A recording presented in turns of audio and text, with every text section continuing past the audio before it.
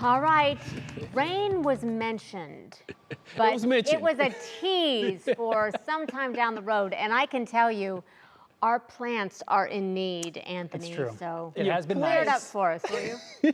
I'm sorry to hear that, Christy. You're going to have to work the sprinkler systems for this week. Unfortunately, we're locked in with the dry weather, and all thanks to this high pressure system. Last week I didn't hear any complaints. Now the complaints are starting to roll in. We need the rain. We need something. Clouds have rolled in from the southeast, and here's why. We do have this coastal low that's now matured to a upper level low pressure system. You see the main center of the low in the upstate part of South Carolina. Now this center of this low pressure system will continue to slowly move off to the east. Meanwhile, high pressure is really going to win out and pretty much dry out this storm system. It will influence us with the clouds, and right now model data is trying to signal towards maybe some spotty showers, but again, when it's dry, drought breeds more drought. So that dry air is really going to hold steady.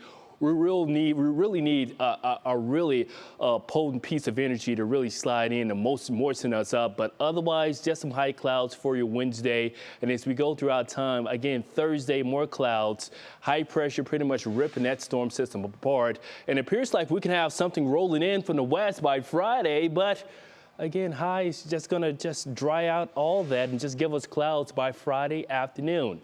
For this evening, clouds are going to be sticking around. We're in for a beautiful, gorgeous sunset. High clouds along with the sun setting around 7:30 for this evening. Get out and enjoy that. And unfortunately, the clouds are going to impact any type of viewing of the partial lunar eclipse for this evening, starting around just shortly before 10:15 if you're going to be out and about.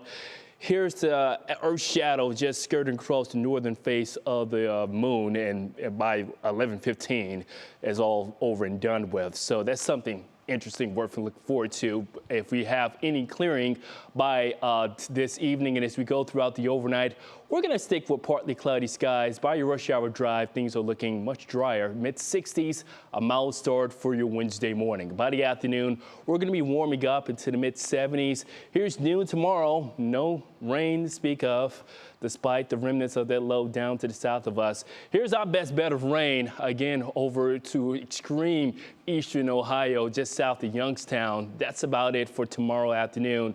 Rain is going to try to get in here, but I'm thinking the dry air is going to win out for your Wednesday into early Thursday. We're going to start off in the upper 50s, low 60s. Going throughout the next 24 hours, temperatures rising up into the mid-70s, which is where we should be for this time of the year. With peaks of sun, we'll call it partly cloudy skies, including for the Guardians game for tomorrow. First pitch at 6:40, mid-70s, a mixture of sun and clouds. And as we go throughout the next several days or so, no rain to speak of, but here's your 7-day forecast brought to you by Union Home Mortgage. We're warming back up into the mid-80s for this weekend, low 80s by Sunday with increasing clouds. Rain chances Monday and Tuesday. I have more details of what we're looking at, looking long term, with finally some rain on the map. And I'm thinking this is going to be the real deal. Okay. Oh, all right. Hopefully. Thank you, Plants have some Anthony. relief coming. For sure. Updates to come. All right, thank you.